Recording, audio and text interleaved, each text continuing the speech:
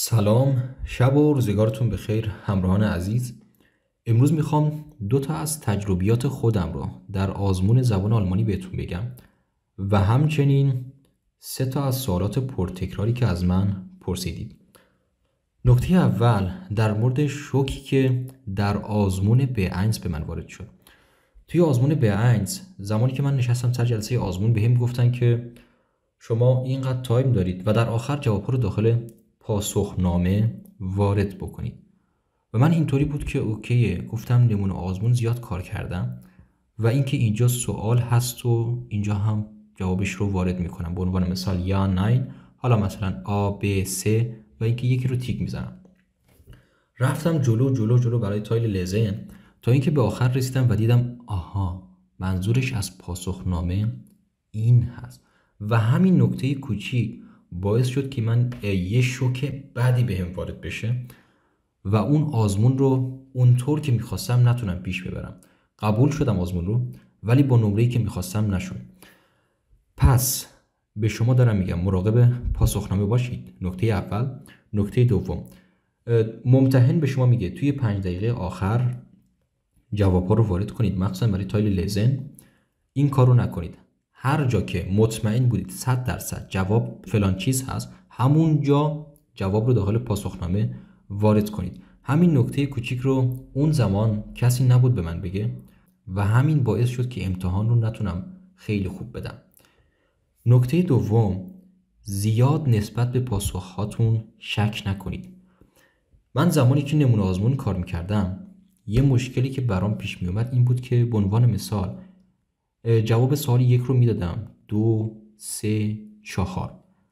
اولی رو مطمئن بودم درسته، دومی رو شک داشتم، سومی رو مطمئن بودم، چهارمی رو شک داشتم و همین باعث میشد که 2 تا مشکل بزرگ برام پیش بیاد. مشکل اول مشکل تایم.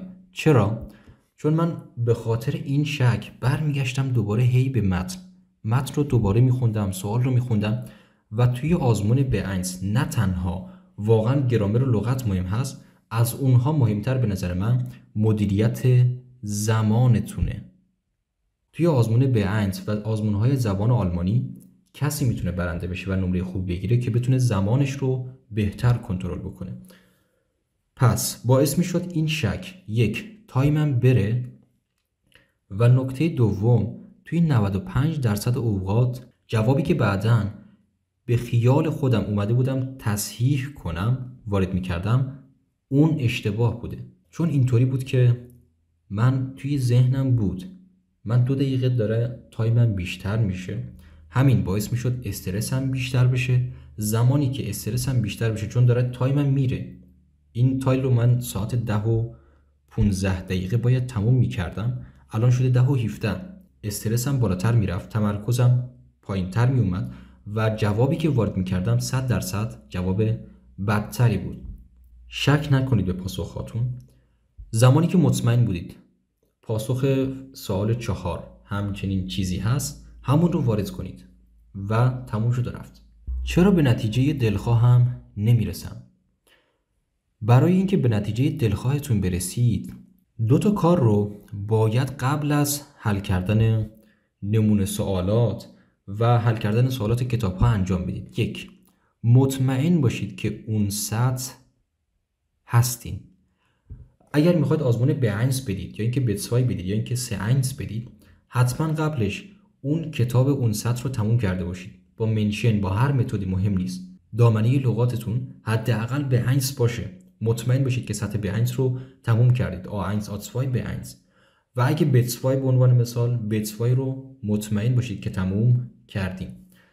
نکته دوم، برای اینکه وارد بشید به نمونه سوالها، حل کردن سوالات، باید چارچوب رو بشناسید. یه دونه استراتژی واسه خودتون داشته باشید، یه دونه استراکچر داشته باشین و بدونید که به عنوان مثال توی آزمون B2 توی آزمون B1 همچنین تایل هایی وجود داره، اینقدر زمان دارم برای هر تایل باید چه کاری انجام بدم، چجوری زمان واسه خودم ذخیره کنم، کدوم تایل سخته، کدوم تایل آسونه، همچنین چیزهایی که همه رو من داخل دوره آمادگی آزمون B1 واقعا تلاش کردم که همه نکات رو بهتون بگم و بهتون گفتم و مطمئن باشید لای اون همه نکته‌ای که به شما گفتم 100% نکته‌ای هست که شما نمیدونستید و به دردتون بخوره.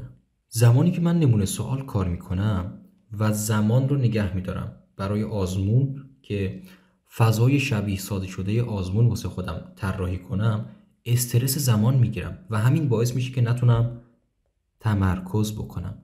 برای این کار پیشنهادی که من دارم، اگر هی دارید ساعت رو نگاه میکنید و این میگید آره 10 دقیقه گذشت، 20 دقیقه گذشت و به عنوان مثال نمیتونید تمرکز کنید، پس نگه داشتن زمان رو بذارید کنار، مهم نیست. با تایم آزاد خیال راحت بشینید آزمونتون رو حل کنید، مهم نیست زمان. اما زمانی که میگم بدون تایم آزمون رو حل کنید، پس بدون دیکشنری، بدون چت جی پی تی و بدون هیچ چیزی، گوشی و کامپیوتر، دقیقاً محیط شبیه سازی آزمون رو طراحی کنید، یه جای ساکت اما بدون زمان. به عنوان مثال ممکنه اون تایل به جای 65 دقیقه 2 ساعت طول بکشه، مهم نیست. این تکنیک رو ادامه بدید تا تقریباً 7-8 تا نمونه آزمون و بعداً به مرور زمان این خودش درست میشه. خودتون تقریباً به یه جایی میرسید بعد از 6 تا 7 تا نمونه آزمون که میدید آها الان دیگه کم کم میدونم آزمون چجوری پیش میره و اگه زمان رو نگه دارم استرس نمیگیرم، میتونم تمرکز بکنم. و به نظر من این مشکل به مرور زمان و با تمرین زیاد خیلی راحت حل میشه. خب اگه این تکنیکی که گفتید رو انجام دادم و اینکه بهتر نشدم چیکار کنم؟ دیگه سراغ سری تست های جدید نرو. 2 تا دلیل داره. یک، باعث میشه که روحیت بدتر بشه، چون هی داری به عنوان مثال نمونه آزمون اول رو حل میکنی، میبینی نه واقعا داری خراب میکنی، دومی رو میری، سومی رو میری، چهارمی و همینطور بد و بدتر میشه. این باعث میشه که روحیت بد بشه و بگی شاید من مناسب آزمون B1 نیستم، شاید مناسب آزمون C1 نیستم، پس اصلا زبان آلمانی رو بذارم کنار، شاید این زبان و اصلا مهاجرت مخصوص من نیست، پس دیگه سراغ سری تست های جدید نرو. دلیل اول به خاطر روحیت. دلیل دوم، واقعا این حیف نیست که بخواید این نمونه آزمون ها از کتاب های به عنوان مثال نخبسا، 15 اوبونگ و سرتیفیکات B1 رو حیف کنید، واقعا حیف میشن. چرا؟ چون این نمونه سوال ها مشابه ترین هستند به آزمون B1 و هر آزمون دیگه. این نمونه آزمون ها مشابه ترین سوالات هستن و اینکه باید 100% این سوالات رو آنالیز کنید، تحلیل کنید و اینکه سرسری از روشون رد نشین. پیشنهادی که من به شما دارم، آزمون اول رو دادید نتیجه نگرفتید، آزمون دوم رو دادید نتیجه نگرفتید، همینجا توقف کنید، سراغ 3 و 4 نرید. این 1. 2. حالا برگردید به آزمون اول و اینکه کامل آنالیز کنید کجا اشتباه کردید، چرا اشتباه کردید و همینطور جلو برید.